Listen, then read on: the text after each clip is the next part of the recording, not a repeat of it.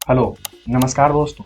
इस वीडियो में हम बात करेंगे retired lieutenant general Anil Chauhan जो सीडीएस पद के लिए अपॉइंट किए गए हैं। इसके साथ साथ सीडीएस बनने के लिए कौन कौन सी चीज़ें जरूरी होती है और किस किस चीज़ों की रिक्वायरमेंट होती है, जो स्किल आपको रखनी होती है। और साथ साथ हम ये भी समझेंगे कि डिफेंस एक्सपो में सीडीएस की क्या भूमिका होती है और नए सीडीएस को भर्ती करने के लिए कानून में क्या क्या बदलाव किए गए।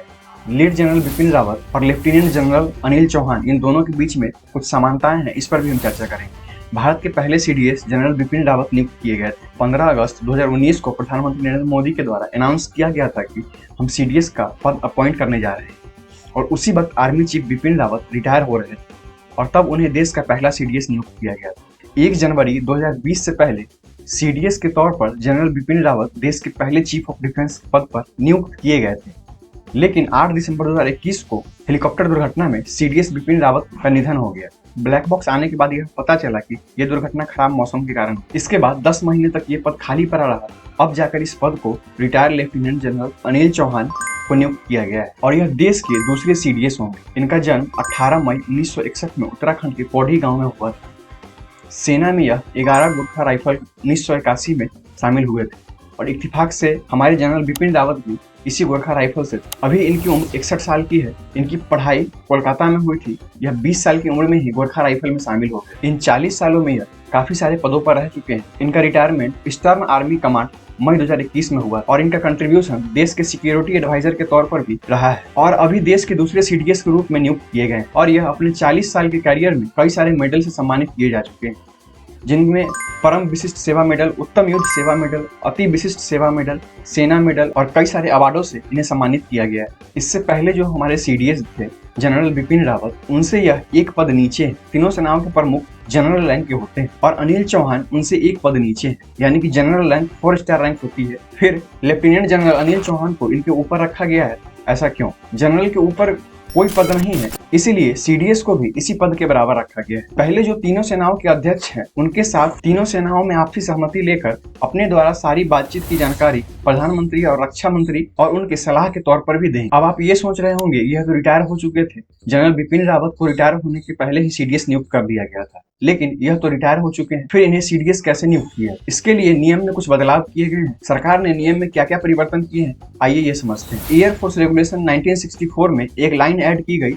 सीडीएस बनने के लिए जनरल ही नहीं, उसके साथ साथ lieutenant general, vice admiral, air marshal, air chief marshal और जो ऑफिसर रिटायर हो चुके हैं वह भी इस पद के लिए एलिजिबल होंगे, लेकिन उनकी उम्र 62 साल से नीचे होनी चाहिए। ये सब नियम में कुछ बदलाव किए गए हैं और इन्हीं के आधार पर इन्हें सीडीएस की पद दी गई। सीडीएस यानी चीफ ऑफ डिफेंस स्टाफ, इस पद को इसलिए बनाया गया है कि तीनों सेनाओं के बीच कोऑर्डिनेशन स्थापित किया जा सके और इसकी कोऑर्डिनेशन अच्छे तरीके से हो पाए। इंडियन नेवी, एयरफोर्स और इंडियन आर्म्ड फोर्सेस, तीनों सेनाओं के मत को समझकर तब किसी दुश्मन देश के खिलाफ रणनीति को तैयार किया जा सकता है, जिससे काफी फायदा हो। ऐसा ना हो कि इंडियन आर्म्ड फोर्सेस किसी दुश्मन देश पर हमला कर दे और इंडियन एयरफोर्स और इंडियन नेवी को पता ही ना हो। इंडियन नेवी किसी दुश्मन देश पर हमला कर दे और इंडियन आर्म्ड फोर्सेस और इंडियन एयरफोर्स को पता ही ना हो। यही सब चीजों को देखते हुए सीडीएस की जरूरत महसूस हुई।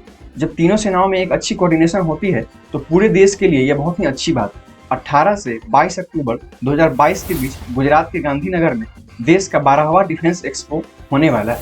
इसमें हिस्सा लेने के लिए 1136 कंपनियों ने रजिस्ट्रेशन की है। इस बार डिफेंस एक्सपो की थीम पाथ टू प्राइड नाम रखा गया है। इसमें देश के अलग अलग जो डिफेंस से रिलेटेड चीजें बनाते हैं वह अपने प्रदर्शन करेंगे और भारत को आत्मनिर्भर में बदलने के लिए यह एक बहुत ही अहम भूमिका निभाएगा। यह डिफेंस एक्सपो में विशेष रूप से इंडियन कंपनियों के लिए बहुत ही महत्वपूर्ण होगा और इसी में हमारा CDS lieutenant general Anil Chauhan भी शामिल होंगे, जिससे तीनों सेनाओं के लिए क्या क्या रिक्वायरमेंट है और कौन कौन सी चीजें उन्हें अपग्रेड करने के लिए जरूरत है और क्या क्या चीज उन्हें चाहिए, इन सभी चीजों पर भी वह बात करेंगे। वह डिफेंस एक्सपो में यह भी देखा जाएगा कि कौन कौन सी चीजों की रिक्वायरमेंट इंडियन आर्मी, एयरफोर्स और इंडियन नेवी के लिए महत्वपूर्ण है और ये सब डिसीजन लेने के लिए भी यह पद अहम हो जाता है। आप एक एग्जांपल के माध्यम से समझिए। जब हमने कारगिल युद्ध जीता तब उनसे हमने कई सारी गलतियों को सीखा। कारगिल युद्ध के बाद जो कमेटी बनाई गई, कारगिल रिव्यू कमेटी, और इस कारगिल रिव्यू कमेटी को जिसने लीड किया था वह एस जयशंकर, अभी भारत के एक्सटर्नल अफेयर मिनिस्टर हैं। उनके फादर कृष्ण स्वामी सुब्रमण्यम के द्वारा किया गया था। और इस कारगिल रिव्यू कमेटी से यह बात निकल कर आई कि कारगिल युद्ध में हमें इतनी कैजुअलिटी नहीं उठानी पड़ती अगर एयरफोर्स पहले ही इसमें शामिल हो जाए, लेकिन इसमें जो हमें नुकसान उठाना पड़ा वो हमें नहीं उठाना पड़ा। अगर तीनों सेनाओं के बीच बेहतरीन तरीके से पहले ही कोऑर्डिनेशन होती और 1962 की लड़ाई में भी हमें यही देखने को मिला। इंडियन एयरफोर्स और इंडियन आर्म फोर्सेस दोनों के बीच में अच्छी तालमेल न होने के कारण 62 की लड़ाई में हमें मुंह की खानी पड़ी। उस वक्त हमारी एयरफोर्स बहुत ही मजबूत थी और तब चाइना की एयरफोर्स उस वक्त मौजूद नहीं। अगर दोनों सेनाओं के बीच, थल सेना और वायु सेना के बीच अच्छी कोऑर्डिनेशन होती तो 62 की लड़ाई में जीत सकते थे।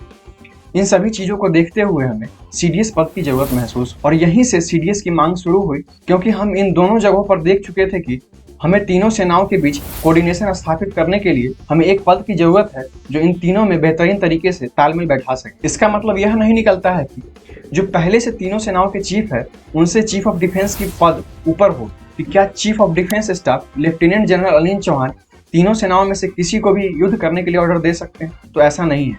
तीनों सेनाओं के चीफ जो पहले से मौजूद है उनके द्वारा ही सेना में कमांड किया जा सकता है, चाहे वह कोई भी हो, एयरफोर्स, नेवी या फिर आर्म फोर्स। इन तीनों को अपने चीफ के द्वारा ही ऑर्डर दिया जा सकता है। तो अब आप सोचेंगे कि फिर सीडीएस का क्या काम?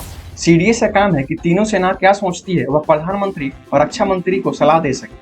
जैसा कि आप जानते हैं कि भारत परमाणु संपन्न देश है, ऐसे में सीडीएस की पद और भी अहम हो जाती है और साथ ही यह डिपार्टमेंट ऑफ मिलिट्री अफेयर्स में सेक्रेटरी के तौर पर भी काम करेंगे। देश के सिक्योरिटी से जितने भी मामले होंगे इन पर भी यह प्रधानमंत्री और रक्षा मंत्री के साथ बैठकर बातचीत करेंगे। इस वीडियो के लिए इतना ही। मिलते हैं फिर किसी अगले वीडियो में नई टॉपिक के साथ। अगर वीडियो आपको इन्फॉर्मेटिव लगी हो तो चैनल को सब्सक्राइब कर दें। इस वीडियो को लास्ट तक देखने के लिए आपका बहुत बहुत धन्यवाद।